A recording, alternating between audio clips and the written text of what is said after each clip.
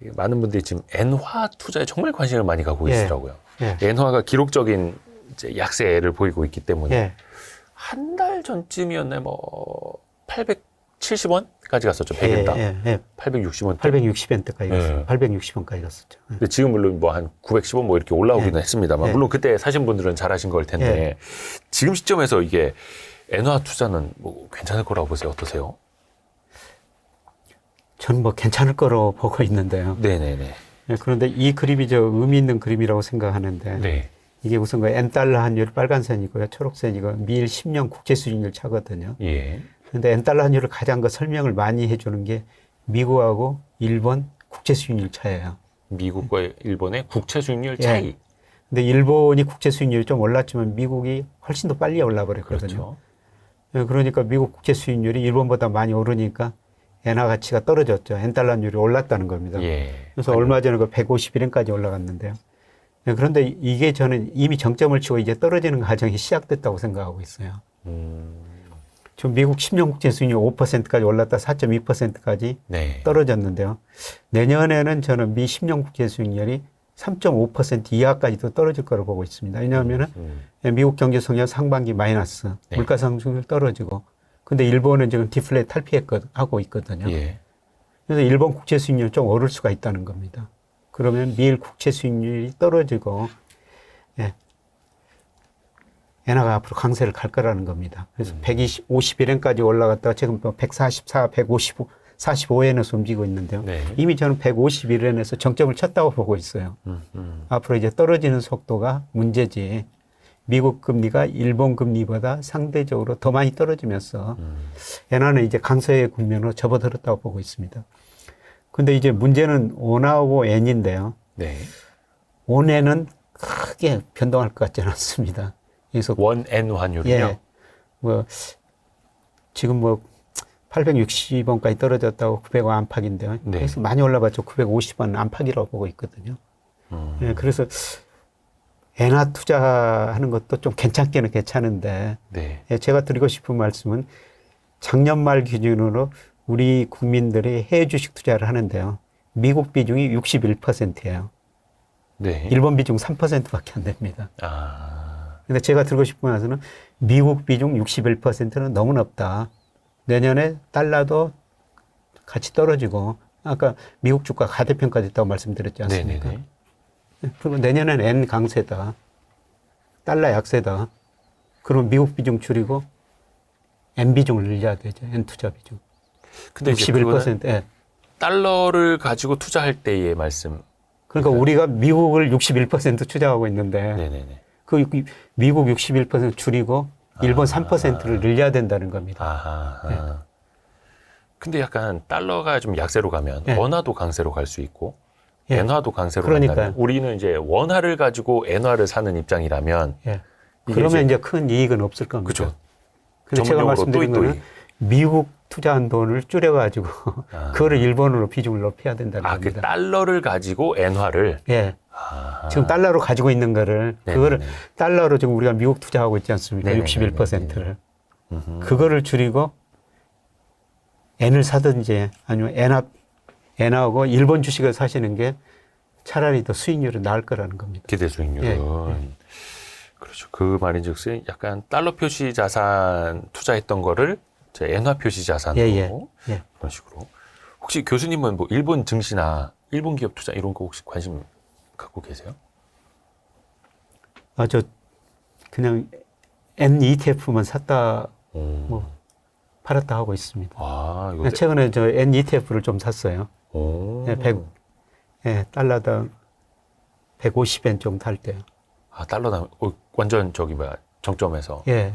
그래서 이지표 보고 이미 거의 N달러 환율 151엔 이 정도면 거의 정점일 것이다. 이거 그 N ETF 우리나라 상장된 게 있거든요. 아, 네네네네. 근데 그거는 이제 원화로 사야 되잖아요, 그것도. 그거 원화로 사죠. 예.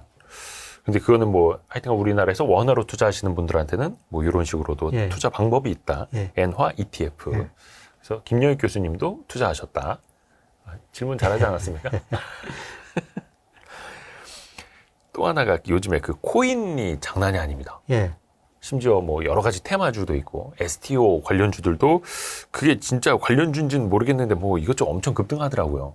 어떻게 보면은 과거에는 이제 고금리 시절에는 조금 많이 냉대받았던 그런 주식들이 다시 지금 올라가고 있는 거 보니까 이거 무슨 금리 인하를 벌써 반영하는 건가라는 생각도 예. 들고요.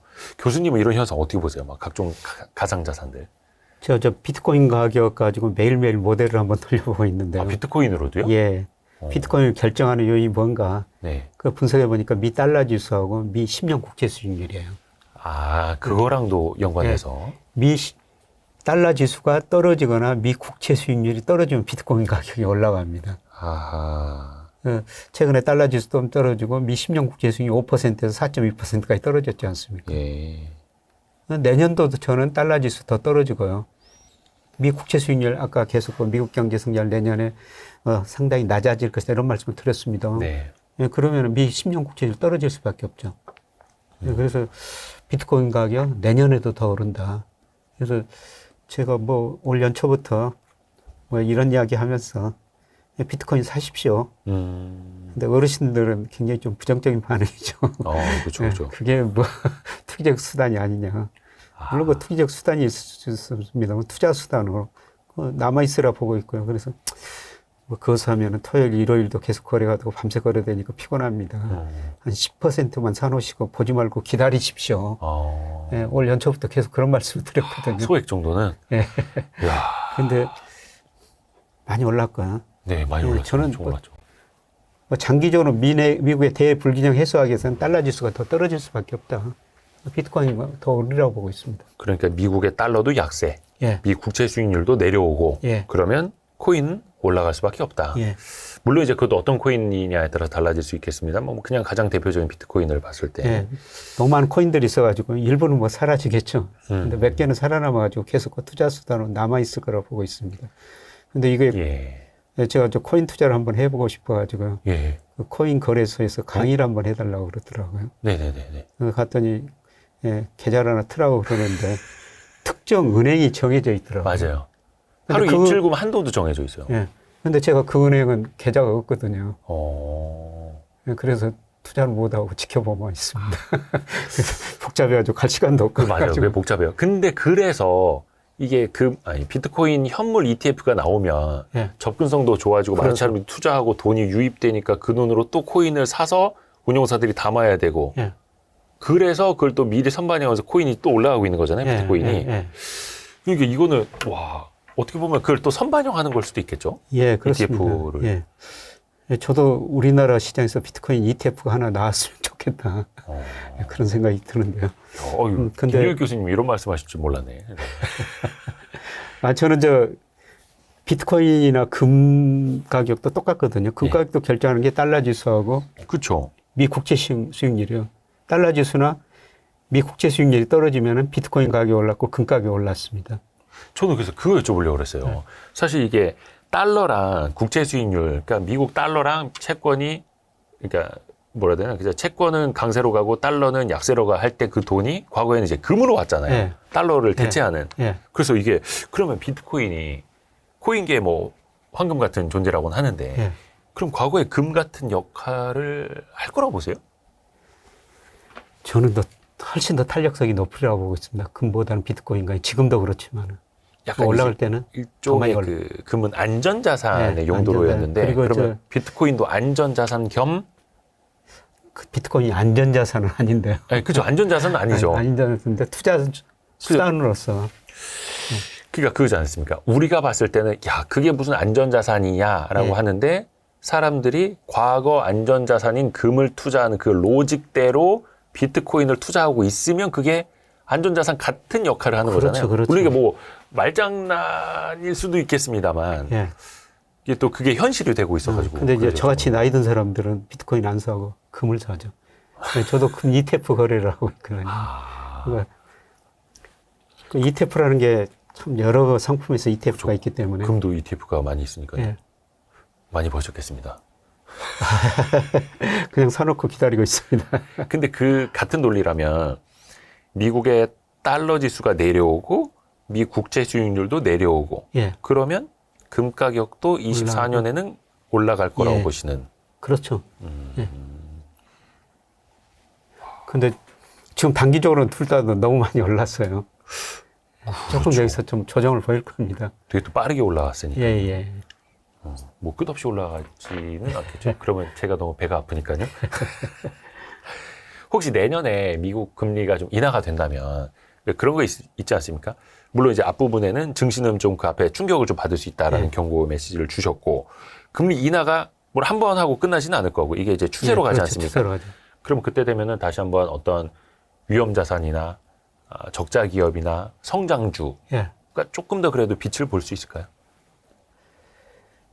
적자 기업은 까지는 모르겠고. 다르지만은 네. 예, 안 좋을 겁니다. 네. 그러니까 경제 성장률이 이거 저성장으로 가면서 심화된 게 차별화거든요. 차별화. 예.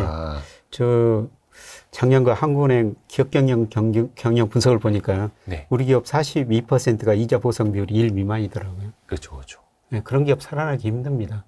예, 내년에 좀 우리 경제 2% 성장한다라도 내년에 미국 경제 성장률 떨어지는데요. 아마 어려운 기업들은 더 어려워지고요. 금리 떨어지면은 뭐 어려운 기업들이 조금 더 버틸 수는 있는데 예, 계속 버티기는 힘들고요.